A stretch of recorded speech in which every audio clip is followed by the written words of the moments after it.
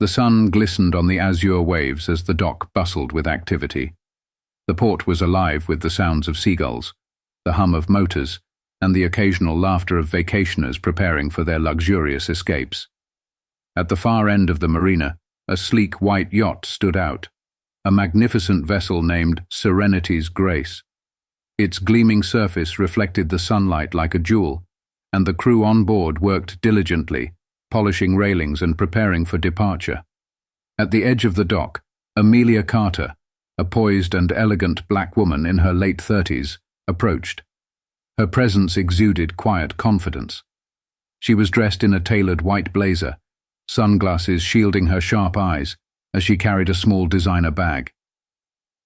To onlookers, she appeared as a woman of sophistication, someone with an unmistakable air of authority. Amelia's weekend plans were simple: a serene getaway aboard Serenity's Grace, a yacht she had purchased years ago as a reward for her hard work and determination. It was her sanctuary, a symbol of how far she had come from her humble beginnings. As she neared the yacht, a uniformed crew member standing at the boarding plank glanced her way. His posture straightened, but his expression quickly shifted from neutral to dismissive. His name tag read Gregory, and he looked to be in his early 40s, with an air of smug self-importance. "Excuse me, ma'am," Gregory called out, stepping forward to block her path. "This is a private vessel. You're not allowed here." Amelia raised an eyebrow, her calm demeanor unshaken. "I know it's private," she said smoothly. "That's why I'm here." Gregory's eyes narrowed as he crossed his arms. "I'm afraid you're mistaken. This yacht is reserved for its owner and their approved guests only." Amelia tilted her head, lowering her sunglasses just enough to meet his gaze directly. "I am the owner," she stated, her tone even but firm. Gregory blinked, a brief flicker of uncertainty crossing his face before he chuckled. "Right," he said with a smirk. "Look, I don't know how you got past security, but this isn't some rental service. You need to leave before I call the authorities." Amelia's patience didn't waver, but her grip on her bag tightened slightly. Behind Gregory, a few other crew members paused in their tasks, glancing over curiously. Their expressions ranged from confusion to mild amusement, as though they found the situation entertaining. "Is there a problem here?" a woman's voice called from the deck. It was Lisa, the head stewardess, who had been supervising preparations. She approached the edge of the deck, her clipboard in hand, and a skeptical look on her face. Amelia turned to face her, her calm demeanor unwavering. "A misunderstanding," she repeated, her tone sharp enough to make Lisa flinch. "This is more than a misunderstanding. It's a blatant display of disrespect and poor judgment." Lisa opened her mouth to respond, but before she could say anything, Gregory appeared at the edge of the deck, his face still flushed. "Look, I didn't mean any harm," he stammered. "I was just doing my job." Amelia's gaze pinned him in place. "Your job," she said slowly, "was to treat everyone with respect until you had the facts. Instead, you made assumptions and acted on them. Tell me, Gregory, is that how you approach every guest who doesn't fit your expectations?" Gregory stammered. "No, ma'am. I mean, Dr. Carter, I didn't realize." "You didn't care to realize," Amelia interrupted, her voice like steel. "You dismissed me outright without even considering the possibility that I belonged here. That's not just poor professionalism, it's unacceptable." The other crew members were frozen in place, their faces betraying a mix of guilt and fear. Amelia's voice softened, but her words carried no less weight. "This yacht represents more than luxury to me. It's a symbol of everything I've worked for, everything I've overcome, and I won't tolerate anyone undermining that, not on my property." Lisa, sensing the gravity of the situation, tried to salvage what little control she had left. "Dr. Carter, please understand. This crew is hard-working, and this was an isolated incident. We deeply regret—" "Stop," Amelia said firmly, holding up a hand. I appreciate your attempt to defend your team, but this isn't just about one person. The culture on this yacht clearly needs an overhaul, starting with accountability. Lisa swallowed hard, her clipboard trembling slightly in her hands. Amelia's eyes swept over the assembled crew, her gaze landing on each of them in turn. "Who else here?" she asked, her voice measured. "Knew I was the owner?" A few hands tentatively rose, though not nearly enough. Amelia nodded slowly. "So, some of you knew and chose to stay silent, and the rest of you didn't know because you didn't bother to ask. Either way, it's clear to me that changes are needed." Gregory tried again, his voice pleading. "Dr. Carter, please, if I'd known—" "That's the problem, Gregory," Amelia said, cutting him off. "You didn't know because you didn't take the time to find out, and if you treat me this way, how do you treat others who walk down that dock? I refuse to let my yacht be a place where anyone feels unwelcome." She turned to Lisa. Effective immediately, Gregory is no longer part of this crew. Gregory's face went pale. "What? You can't—" "I can, and I have," Amelia said, her voice firm. "Pack your things and leave the yacht. Now." Gregory looked around, desperate for support, but the other crew members averted their eyes.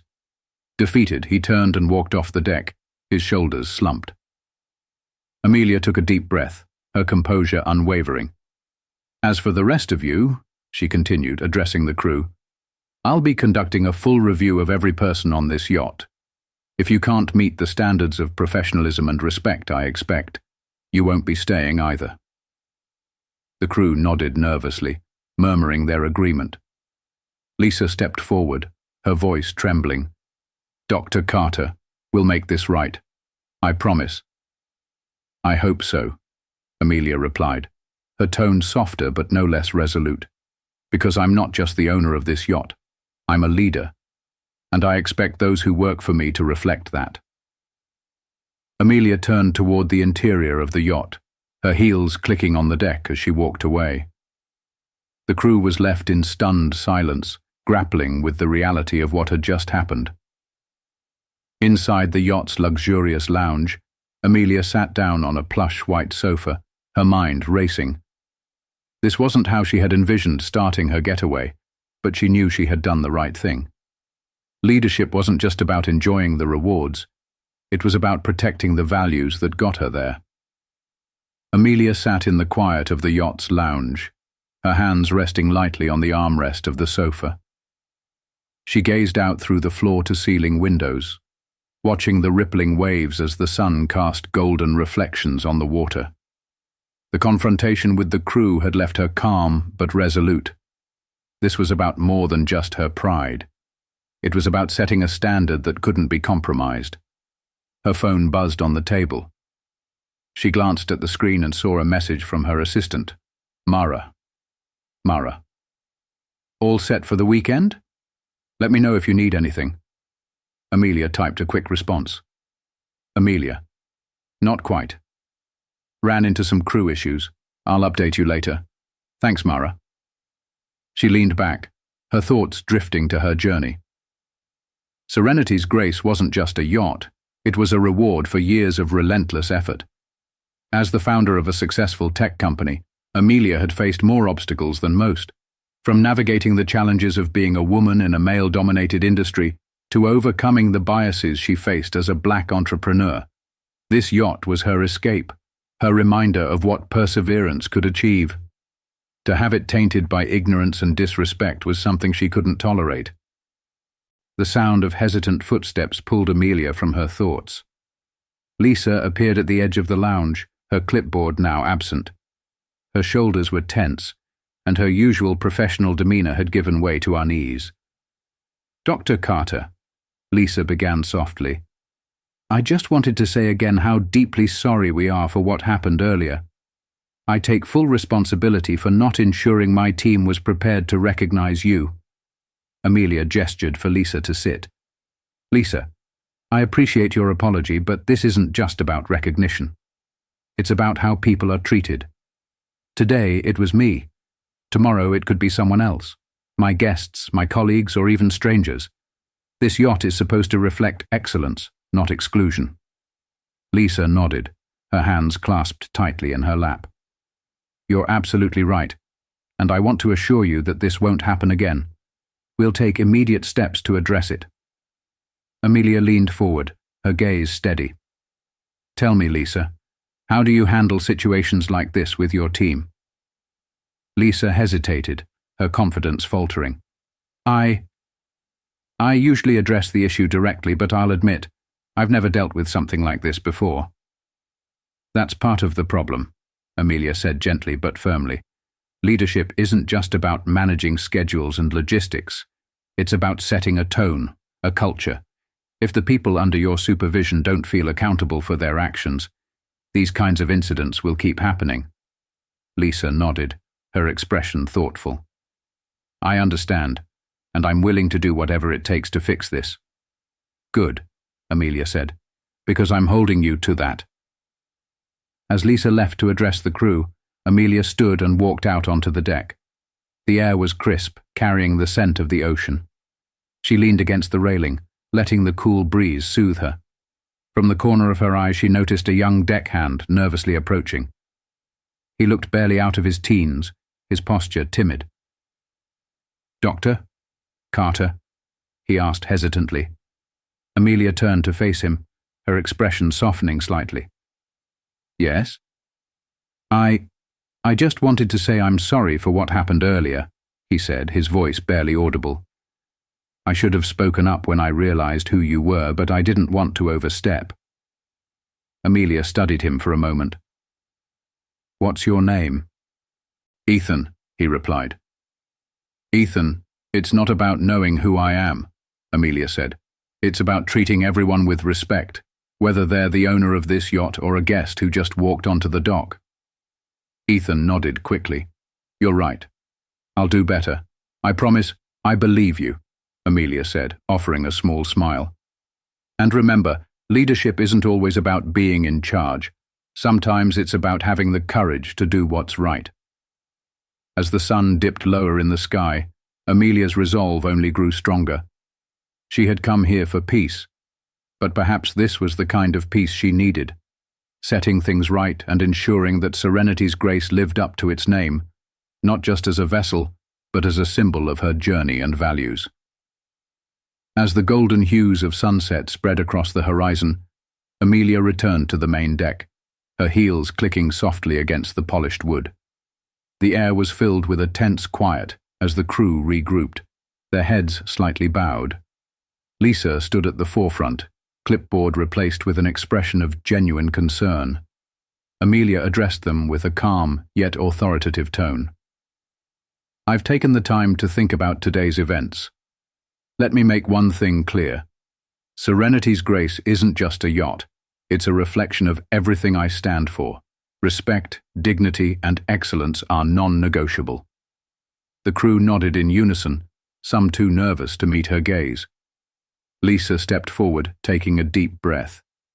Dr. Carter, I've spoken with the team, and I've outlined immediate steps we'll take to ensure this doesn't happen again. Amelia raised her hand, signaling Lisa to pause. Before we discuss solutions, let's address accountability.